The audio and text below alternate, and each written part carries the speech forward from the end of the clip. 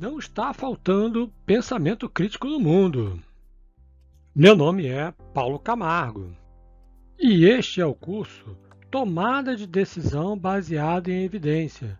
Neste vídeo, vamos falar da competência fundamental para a tomada de decisão inteligente, pensamento crítico. Entendam que não falta pensamento crítico no mundo, se tomarmos a concepção usual desse termo na sociedade. De maneira coloquial, pensamento crítico é tratado como sinônimo de bom senso. Descartes, em seu livro Discurso do Método. O bom senso é, das coisas do mundo, a mais bem dividida, pois cada qual julga estar bem dotado dele, que mesmo os mais difíceis de contentar-se em outras coisas não costumam desejá-lo tê-lo mais do que já têm. E não é verossímil que todos se enganem a esse respeito. Pelo contrário, isso evidencia que o poder de bem julgar e distinguir o verdadeiro do falso, isto é, o que se denomina bom senso ou razão, é naturalmente igual em todos os homens.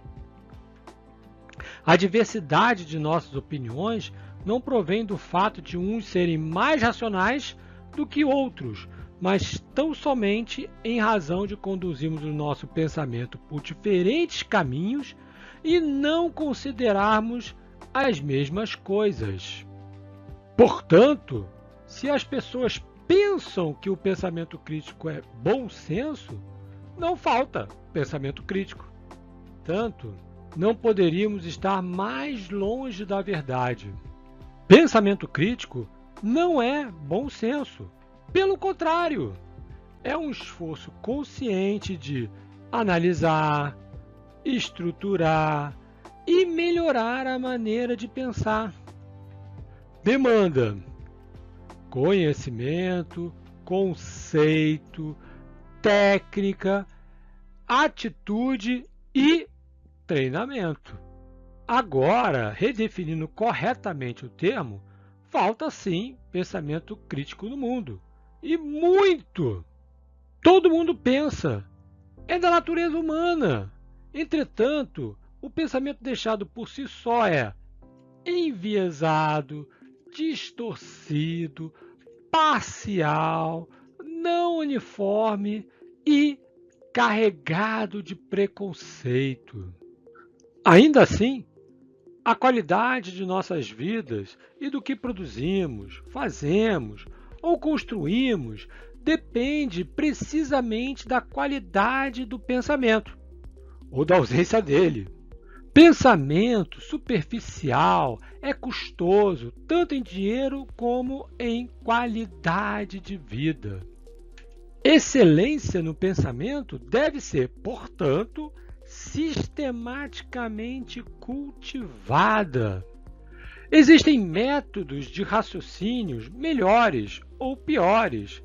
Os processos que as pessoas usam para chegar às conclusões têm consequências reais para pessoas reais. Antigos métodos de raciocínio têm nos levado a conclusões que são muito prejudiciais para outras pessoas. Por isso, o pensamento crítico é fundamental. Mas, o que é exatamente o pensamento crítico? Há muitas maneiras de articular o conceito de pensamento crítico, mas toda concepção deve conter certos elementos fundamentais. Vamos usar a definição da Fundação para o Pensamento Crítico, conforme apresentado por Michael Scriven e Richard Pohl no 8º encontro da Annual International Conference on Critical Thinking and Education Reform de 1987.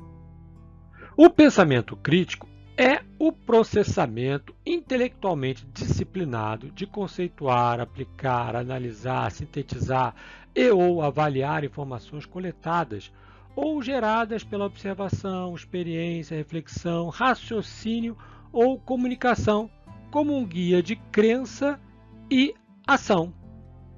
O pensamento crítico é o pensamento autoguiado e autodisciplinado que tenta raciocinar no mais alto nível de qualidade de forma justa. Pessoas que pensam criticamente tentam, com um esforço consistente e consciente, viver racionalmente, usar a razão e a empatia. Elas estão profundamente conscientes da natureza inerentemente falha do pensamento humano quando deixados descontrolados. Elas se esforçam para diminuir o poder de suas tendências egocêntricas e sociocêntricas. Elas usam as ferramentas intelectuais que o pensamento crítico oferece, conceitos e princípios que lhes permitem analisar, avaliar e melhorar o pensamento. Elas trabalham diligentemente para desenvolver as virtudes da integridade intelectual, humildade, civilidade, empatia, senso de justiça e confiança na razão. As pessoas que pensam criticamente percebem que, por mais qualificadas que sejam como pensadores, elas sempre podem melhorar suas habilidades de raciocínio e, às vezes, serão vítimas de erros de raciocínio, irracionalidade humana, preconceito, distorções, regras sociais, tabus e conflitos de interesse. Em resumo, pode-se dizer que o objetivo do pensamento crítico é atingir a autonomia intelectual. Tudo bem, mas como o pensamento crítico se dá na prática? Na prática, o pensamento crítico segue um método. Nenhuma surpresa, afinal, o pensamento crítico deriva do método científico. A principal técnica utilizada é o da lista de verificação. Sim, aquela lista muito utilizada na indústria para nada esquecerem. A lista garante que todas as etapas serão verificadas e na ordem apropriada. Se quisermos ter um raciocínio rigoroso, as listas de verificação são um recurso excelente. Por vezes, outros recursos também são utilizados, como, por exemplo, algoritmos. Todo o processo é controlado e rastreado. Por meio das listas de verificação, pode-se superar a falhabilidade que é inerente à natureza humana e sempre estará presente em todo o processo. Mas a pergunta que se segue é muito apropriada. Então terei que andar com uma prancheta para seguir uma lista cada vez que me é apresentado um argumento? Na verdade, assim como em várias outras áreas do conhecimento e atividades humanas, a prática constante leva ao domínio do conhecimento, permitindo-se que possa executá-la intuitivamente. Vejam, por exemplo, o caso dos pilotos de avião, que, embora não tenham executado os procedimentos envolvidos em um voo milhares de vezes, e certamente já possuem a lista inteiramente memorizada, não dispensam executar a lista fisicamente. Na literatura especializada, é possível se encontrar várias listas diferentes propostas por vários autores. Vejamos algumas.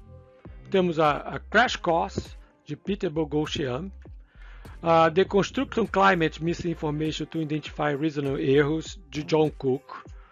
Temos o Critical Thinking, de Richard Pohl e Linda Eller. Temos o livro Attacking Faulty Reasoning, A Practical Guide to Fallacy-Free Arguments, de Edward Demmer. E, finalmente, A Field Guide to Critical Thinking, de James Lett. Vou apresentar uma proposta de um macrofluxo de minha criação que visa incorporar e consolidar as contribuições desses vários autores e, ousadamente, se tornar um guia de campo para o pensamento crítico. O macrofluxo é composto por 3 etapas: pré-requisitos, lógica e honestidade. A primeira etapa é verificar, quando somos apresentados a um argumento, os pré-requisitos básicos de um argumento. Raramente, os argumentos são apresentados de uma maneira formal e bem estruturada. Por isso, surge a necessidade de se verificar a sua clareza, precisão, relevância e abrangência. entre outros aspectos. Além disso, é frequentemente necessário reescrever o argumento para colocar de uma forma estruturada, apto para a próxima etapa. Essa etapa possui uma dupla função: garantir o entendimento de ambos os lados, do emissor e do receptor. Verifica-se se há alguma premissa oculta na composição do argumento, para finalmente testar a sua validade lógica. A ausência de falácias é uma condição necessária e essencial para continuarmos com a avaliação. Para esta etapa, o fluxograma de identificação de falácias pode ser muito útil. Este fluxograma foi elaborado por John Cook no artigo Deconstructing Climate Misinformation to Identify Reasonable Errors. Vale muito a leitura. A última etapa diz respeito às motivações do emissor para emitir esse argumento, considerando os princípios da honestidade intelectual, da humildade, da caridade e da justiça. E parafraseando o físico Neil deGrasse Tyson, você sempre poderá estar errado. Finalmente, é sempre importante dizer que não é natural para o ser humano pensar criticamente.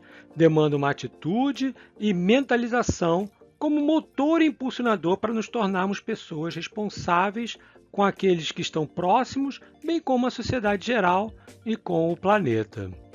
A prática constante leva à internalização.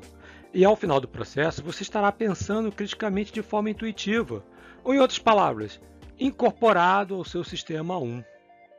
O pensamento crítico é a competência das competências, porque é a base de tudo. A partir de uma base firme e sólida, poderemos construir nosso castelo de conhecimentos e nos tornarmos tomadores de decisão inteligentes.